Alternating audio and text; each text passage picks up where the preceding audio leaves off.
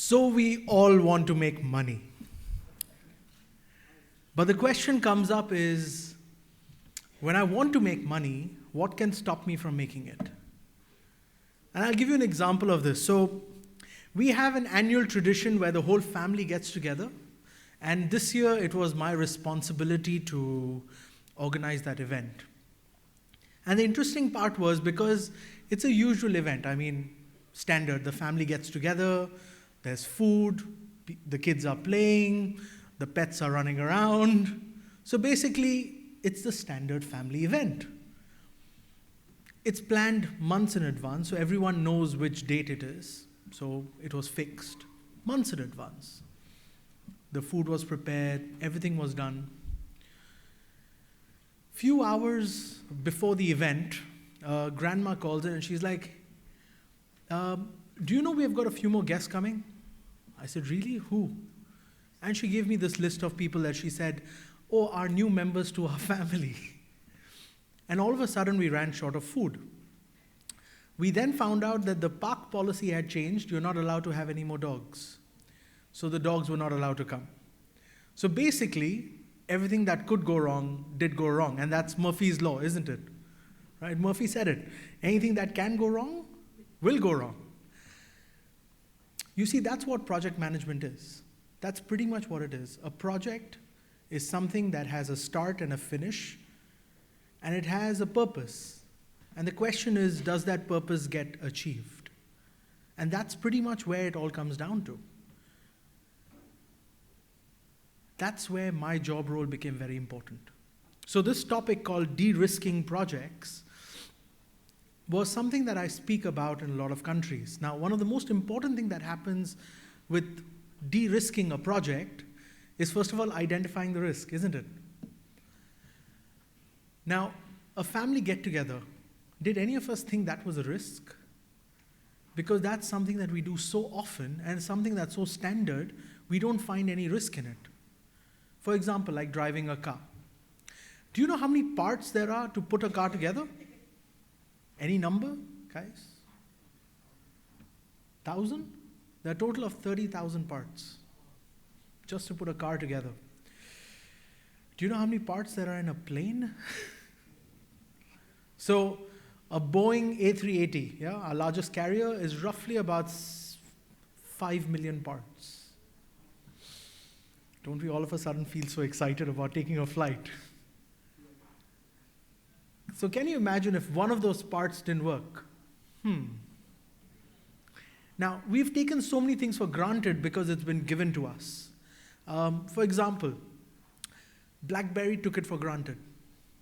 Nokia took it for granted. Yahoo took it for granted. Do these companies sound familiar? Have you seen what's happened with them? You see, we keep talking about disruptors. We keep talking about people who have come into the market. So Yahoo was a disruptor of its time. BlackBerry was a disruptor of its time. Nokia was a disruptor of its time. But there are disruptions which will keep coming that will even disturb the disruptors. So just because something is disruptive today doesn't mean it will continue to stay disruptive. Am I correct? So now just think about that from a project management perspective. I'm assigning risks to a project. Can those risks change? Yes, they can. So is risk management a process or a snapshot? It's actually a process. It's identifying all those variable components that could go wrong. I was working with a very interesting company the other day.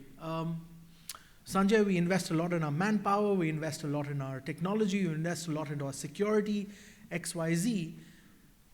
And I said, that's fantastic. Now, let's just look at the most basic example. So, your company has a beautiful Rolls Royce. Every day, the CEO travels in that Rolls Royce from his house to the office. And one day, unfortunately, the Rolls Royce had an accident. The car was a total loss. And unfortunately, the CEO also passed away. What was the loss to the company? The family had a very big loss, but what was the loss to the company?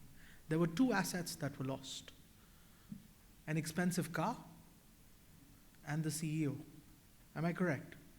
So we had lost two very important assets. Question number one, which asset was insured? The car. Was the CEO... Sorry? Yeah, well, it's important. The question is how many people do it. You see, we don't identify that as a risk. And if we looked at, so when we have done analysis with multiple companies, we've found out that almost 70% of the companies have not figured that out.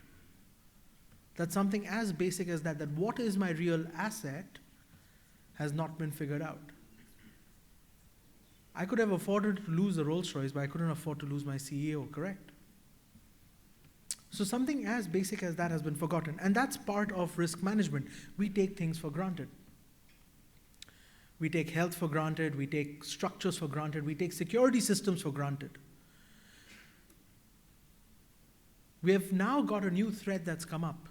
Things that a lot of people don't even understand. It's called cyber risk. So I met a client the other day, told me a very interesting thing. He said, Sanjay, I have nothing to hide. What identity of mine can they steal? I have nothing to hide. My identity is not that important. I'm not somebody. I said, that's exactly why they will steal your identity. Because you are nobody.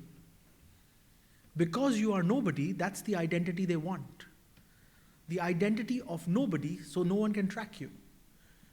They will never steal the identity of a well-known person. Hackers are always looking at stealing identity of unknown people. Because that I can duplicate, replicate so many times that will confuse the system. So I actually want your identity. And the ones that have taken the precautions are the big guys. It's the SMEs that have not taken that precaution. Cyber risk is something that even the insurance companies don't understand, and I'm being very honest about that. The risk managers themselves don't know how to quantify the kind of loss you can incur due to cyber risk. So what does that mean?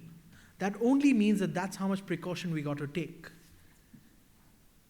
We got to see that. Now, risk for me stands for, so the acronym RISK, R-I-S-K, stands for reducing insecurities by sharing knowledge.